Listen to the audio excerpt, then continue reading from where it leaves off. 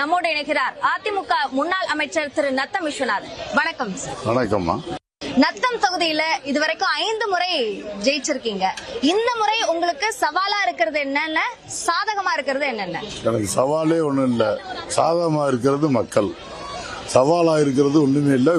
வீண் விளம்பரங்கள், எதிர்கட்சியினுடைய பொய் பிரச்சாரம், அது ஒண்ணும் இல்லை. இங்க மக்கள் எப்பொழுதும் போல் நமக்கு ஆதரவளித்துக் கொண்டிருக்கிறார்கள். அதுல எந்த தப்பு எந்த இதுவும் இல்லை. இங்கே போடுகின்ற வேட்பாளர், எதிர்த்து போடுகின்ற வேட்பாளர், போட்டியிடுகின்ற வேட்பாளர் இந்த தொகுதியைச் சேர்ந்தவரே இல்லை. அதுதான் சாதகமானது. 1999 இருந்து தொடர்ந்து வெற்றி பெற்றிருக்கீங்க. போட்டியிடவே இல்லை இந்த தொகுதியில. அப்ப அந்த ஒரு அப்பொழுது நான் ஒரே ஒரு முறை ஆத்தூர் தொகுதியில தொகுதி மாறி போட்டிவிட்டார். எங்களுடைய உள்கட்சி பிரச்சனையால் தொகுதி மாறி அங்கே போட்டிவிட்டதன் விளைவாக அந்த ஊர்ல நான் இங்கே இல்லை, தொடர்ந்து அந்த தொகுதியை பொறுத்தளவில் 5 முறையும் நான் தொடர்ந்து வெற்றி பெற்றிருக்கிறேன். எதுவும் பின்னடைவு இல்லை. சரி, இப்போ புதியவர் இருக்காரு வேட்பாளர் அப்படின்னு திமுக கூட்டணி வேட்பாளரை சொல்றீங்க. இப்போ மற்றவங்க தாவேகா புதுசா வந்திருக்காங்க, நாம் தமிழர், அவங்க உங்களுக்கு சவாலா இருப்பாங்களா? இளைஞர்களோட வாக்குகளை கவருவாங்களா? மக்கள் மத்தியிலே போய் சென்றடையவில்லை. அந்த வேட்பாளர்களே இன்னும் போய் ரீச் ஆகல. அந்த அளவிற்கு அவர்கள் சவாலா இருக்கக்கூடிய அளவிற்கு அவர்கள் ஒரு போட்டியாளர்களும் இல்லை. அந்த அளவு அவங்களாம் சாதாரண போட்டி, அவர்கள் போட்டியாளர்களில் ஒருவர், அவ்வளவுதான். அதிமுகவுக்கான ஆதரவு என்பது நிறைய இருக்கு. ஆனா அதிமுக பாஜக கூட்டணி அப்படின்னு வரும்பொழுது ஒரு தயக்கம் மக்கள் கிட்ட இருக்கு அப்படின்ற கருத்து சொல்லப்படுது. நீங்க எப்படி பாக்குறீங்க? கூட்டணி தோழர்கள் நல்ல தீவிரமா வேலை செய்யறாங்க. நல்ல கூட்டணியில ஆர்வமாகவும் வேலை பார்க்கறாங்க. நம்ம இந்த கூட்டணி ஆட்சிக்கு வர வேண்டும், திமுக அரசு அகற்றப்பட வேண்டும் என்பதில் உறுதியாக இருந்து தோழமை கட்சியினர் இங்கே பணியாற்றுகிறார்கள். அதனால எந்த பிரச்சனையும் இல்லை. மெகா கூட்டணி அமைக்கப்படும் அப்படின்னு திரு EPS சொல்லி இருந்தாரு. இப்போ அமைந்திருக்க கூட்டணி ஒரு முழுமையாக உருவாகல, மெகா கூட்டணியா உருவாகல என்ற விமர்சனம் முன்வைக்கப்படுது.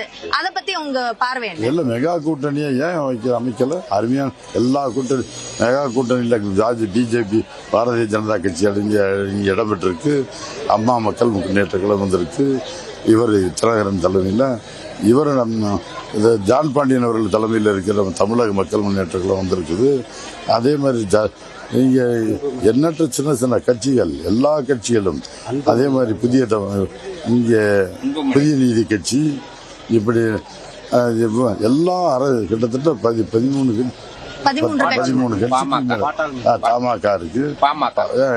13 கட்சிக்கு 13க்கு மேல சின்ன கட்சிகள் எல்லாம் இடம் பெற்றிருக்கு. அது மெகா கூட்டணி தான்.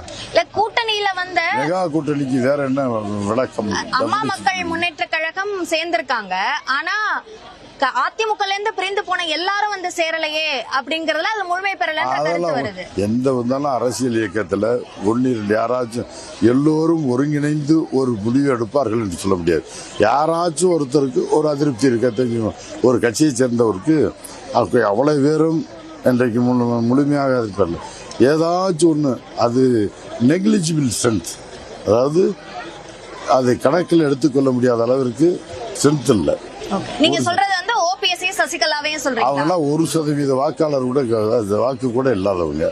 அவங்களால என்ன தாக்கத்தை ஏற்படுத்த முடியும், என்ன மாற்றத்தை ஏற்படுத்த முடியும்? ஆகவே நாங்களே அந்த அளவுக்கு அவருடைய செல்வாக்கும் மக்களுடைய தாக்கம் இருந்தா நாங்க அதிமுகவிலேயே தக்க வச்சிருப்போங்க.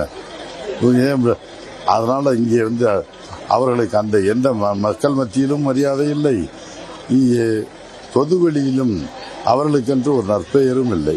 ஆகிய அனைத்து இந்திய அண்ணா திராவிட முன்னேற்ற, உண்மையான அனைத்து இந்திய அண்ணா திராவிட முன்னேற்ற கழகத்திலே தொண்டர்கள் அனைவரும் புரட்சி தலைவர் எம்ஜிஆர் உருவாக்கிய இந்த இயக்கம், புரட்சி தலைவர் அம்மாவுடைய விசுவாசிகள் அத்தனையும் அனைத்து இந்திய அண்ணா திராவிட முன்னேற்ற கழகத்தில் அருமையான எடப்பாடியார் தலைமையின் கீழ் இந்த இரட்டை இலை சின்னம் இருக்கிற இந்த இயக்கத்தில் தான் இருக்கிறார்கள்.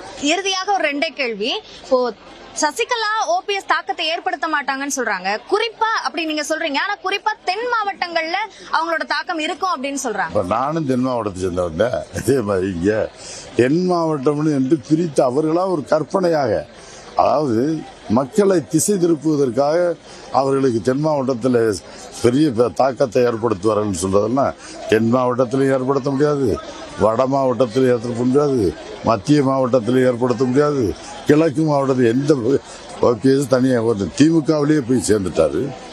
ஆக அவரவர் தனியாக இருக்கிற இன்னைக்கு சசிகலா சும்மா பூச்சாண்டி ஆட்டுறதுக்காக பாரு நானும் அரசியல் களத்தில் இருக்கிறேன் என்று காட்டிக் கொள்வதற்காக அந்த அம்மா இருக்குது. எந்த இடத்துலையும் டெபாசிட் கூட வாங்க மாட்டாங்க. திமுக அதிமுக பற்றி விமர்சிக்கும் போது அடிமையாக இருக்காங்க அதிமுகவை பாஜக விழுங்கிடுவாங்கன்னு விமர்சிக்கிறாரு. அடிமையா இருக்குன்னு சொன்னா திமுக தான் பல இன்றைக்கு அடிமையா இருக்கு. ஏன்னா ஒவ்வொரு சந்தர்ப்பத்தில் மத்திய அரசு மட்டும் இல்ல, எந்த இதுக்கும் எதையும் பற்றியும் கவலைப்படாமல், எதை பற்றியும் பயப்படாமல் தனியாக தனக்கென்று எங்களுக்கு அனைத்து இந்திய அண்ணா திராவிட முன்னேற்ற கழகத்திற்கென்று தனி கொள்கை இருக்கிறது, தனித்துவம் இருக்கிறது, மக்கள் மத்தியிலே ஒரு மரியாதை இருக்கிறது. ஏறத்தாழ தமிழ்நாட்டில் 30 ஆண்டுகளுக்கு மேலே ஆளுங்கட்சியாக இருந்து மக்களுக்கு பணி செய்த ஒரு இயக்கம். அதில் போய் யாருக்கு அடிமையாக இருக்க முடியும்? மிகப்பெரிய ஒரு இயக்கம். தமிழகத்தில் 30 ஆண்டு காலம் திமுக கூட ஆட்சி 32 ஆண்டு காலம் ஏறத்தாழ இது ஆட்சியில் இருக்க கட்சி. அந்த இவ்வளவு பெரிய இயக்கம் யாருக்கு பயப்படணும், எதுக்கு இதையெல்லாம் விட்டுக்கெடுத்து திமுகவினர் இங்கே திட்டமிட்டு செய்கின்ற பொய் பிரச்சாரம், அதுல ஒண்ணும் இல்லை. இப்போ களத்துக்கு வந்த விஜய் திமுகவுக்கும் தாவேக்காவுக்கும் தான் போட்டி, அதிமுகவை மற்றும் பலர் அவர் சினிமாக்காரர். அப்படிதான் சினிமாவில இருக்க என்ன சினிமா மாயை விட்டு அவர் வெளியே வரல. இன்னும் அவருக்கு இன்னும் நடைமுறை அரசியலும் தெரியவில்லை. அவருக்கு உண்மை நிலவரமும் அவருக்கு யாரும் சொல்லவில்லை. இந்த என்ன இன்னும் இந்த மாய உலகத்திலேயே இருக்கிறார். பிராக்டிக்கல் நாலேஜ் இல்லை. அப்படி இருந்திருந்தால் யதார்த்தத்தை அரசியல் களத்தில் யதார்த்தமான உண்மை எது என்பது அவருக்கு இன்னும் பிடிபடவில்லை. இந்த தேர்தல் முடிந்ததற்கு பின்பு அவர் அரசியல் களத்தில் நீடிப்பாரா என்பதை பொறுத்து அதையே சொல்ல முடியாது. அவர் போய் எங்களுக்கு அவருக்கு தான் போட்டின்னு சொன்னா அதெல்லாம் சும்மா விளம்பரத்துக்காக மக்களை திசை திருப்பதற்காக பேசுற பேச்சு. அதை யாரும் மக்களே பொருட்படுத்தலாது. இப்போ நாம் தமிழர் சீமா 4 முனை போட்டியை உருவாக்குறாருன்றாங்க, அது சாத்தியம் நினைக்கிறீங்களா? அவர் சீமான் எப்போதுமே தனியாத்தான் நிற்பாரு. அவருக்கு நிற்கிறார். அதை பற்றி யாரும் கவலைப்படுறதும் இல்லை. அப்படியே ஒரு குறிப்பிட்ட சதவீதத்தை ஓட்டை வாங்கிக்கிட்டு எனக்கு ஆதரவு இருக்குன்னா அவருடைய பாணி. அது ஏன் இப்படி தனியாக போடுறாரு, அதில் என்ன ஆதாயம் அடைகிறாரு, என்ன பலன் அடைகிறாருங்கிறது அது அவருக்கு தான் தெரியும், நமக்கு தெரியாது. அது அவருடைய விருப்பம். உங்களுடைய கருத்து பகிர்வுக்கும் நேரத்திற்கும் நன்றி. நன்றிமா, நன்றி.